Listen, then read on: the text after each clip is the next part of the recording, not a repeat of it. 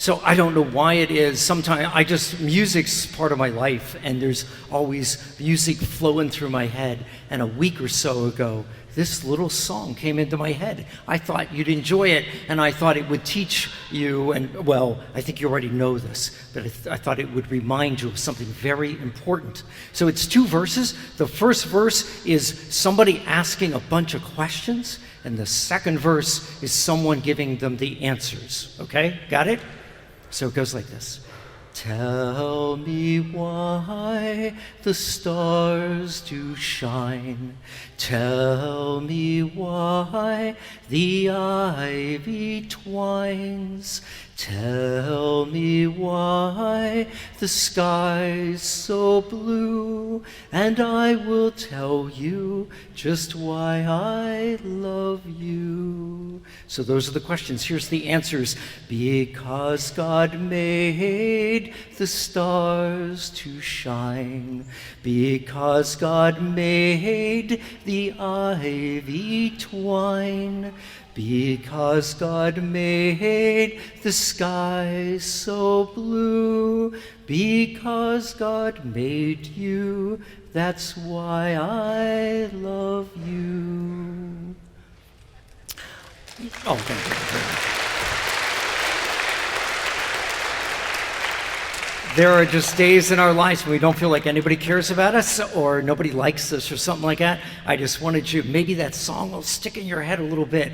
Because God made you, that's why I love you. That's why all the adults love you. That is why we are so thrilled you're here every week. So remember that this week, okay? God loves you, all right? Thanks. You want to go head back to your seats?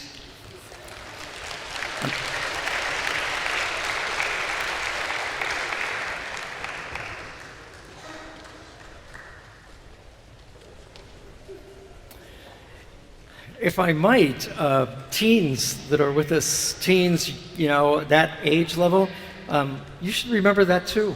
Sometimes, school, it's kind of hard to remind yourself, or you need to remind yourself that God loves you. For all of us, teens included, the readings, I don't know if you picked up on what was going on in the first reading and in the gospel. Malachi, this prophet of God, he's criticizing the religious leaders of his day. Jesus is doing the same things in the gospel that we heard.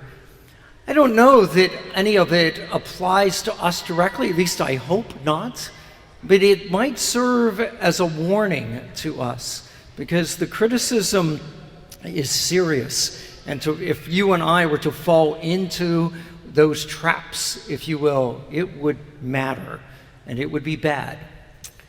So the first thing that Jesus laments, if you will, he points out to the Pharisees and the scribes, these religious guys, that they had turned everything into rules, lots and lots and lots of rules. The best example that you may remember, you likely remember a story where Jesus heals people on the Sabbath. Jewish law was very clear about this. There were some things you were allowed to do on the Sabbath, some things you were not.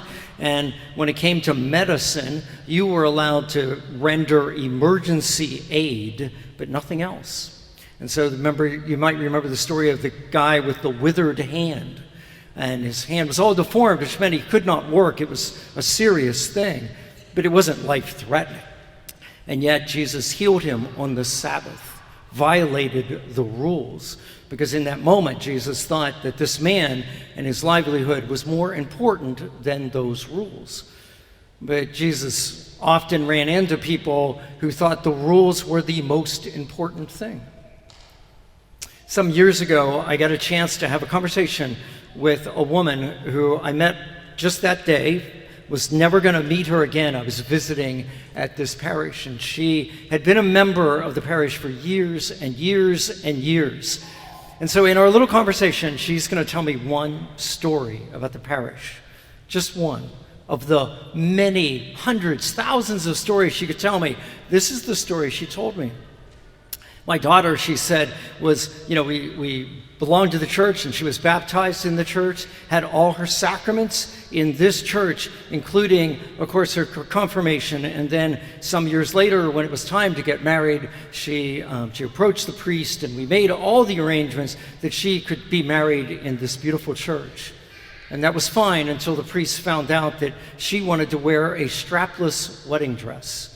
And the priest said, "No, you cannot get married in this church wearing that."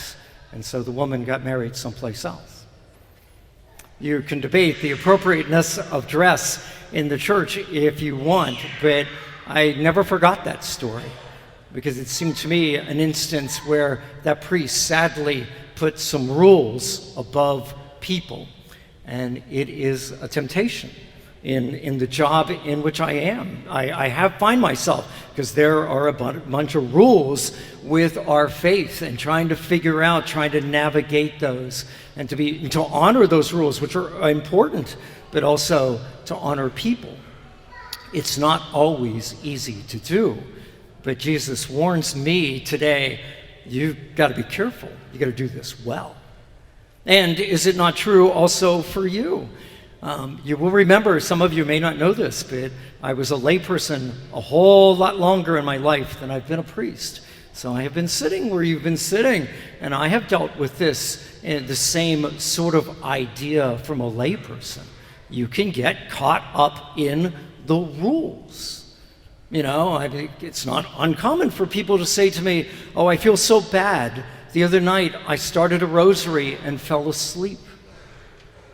Well, I'm looking at that and going, well, isn't that a lovely thing? You were praying to the Lord, and the Lord put you to sleep. I just think that's terrific.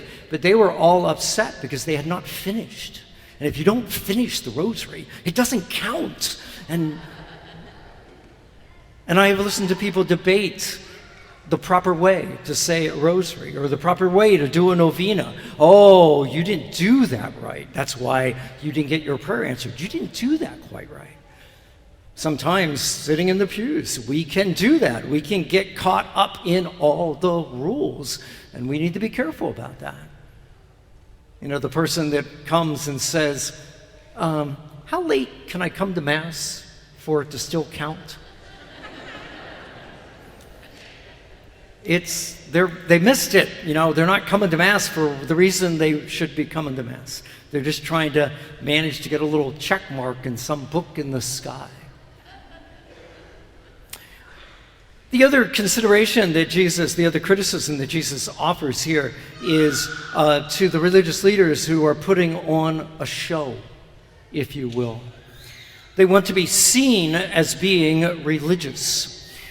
They're, and they're in it, if you will, for the prestige or the honor or what they get out of it.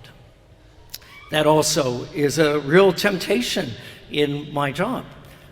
You know, if I can walk into a grocery store wearing my clerics, and I can do that for a very good reason, because people will react to me if I'm wearing clerics. They'll smile at me and nod, and I can sometimes even get in conversations with them. And so my clerics open up some possibilities. But I also have been the beneficiary of people being very nice to me because I'm wearing clerics.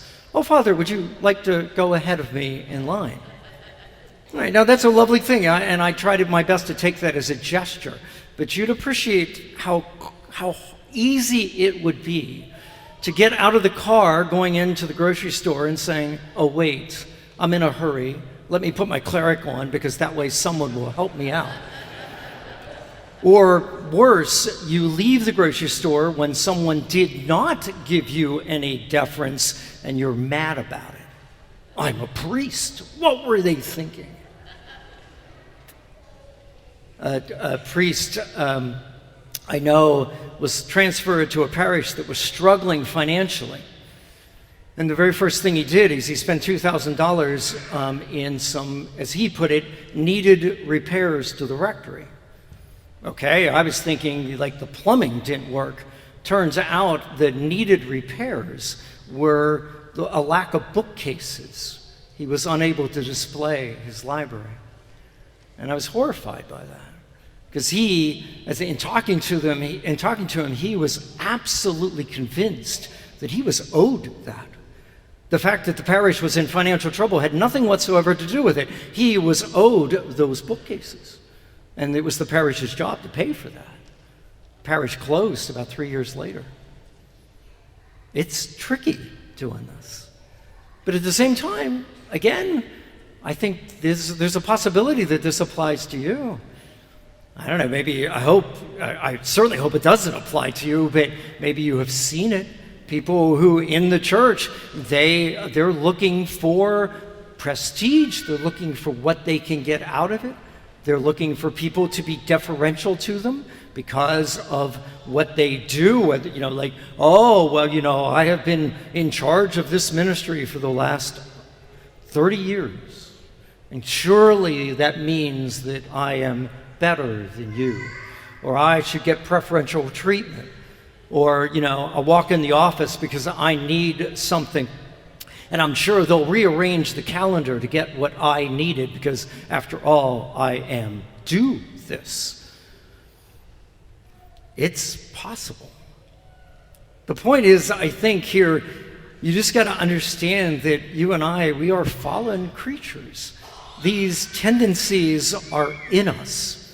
And maybe not as strong for you, or maybe it's just by virtue that I am clergy, and these two readings, just as I read them this week over and over again, it just seemed like the good Lord was just like, pay attention, pay attention, pay attention, because it's so easy to get it wrong. And so that's all I'm offering to all of us, certainly myself first, but maybe to the rest of us, that we just look at these readings and just have Jesus just warn us. Be careful.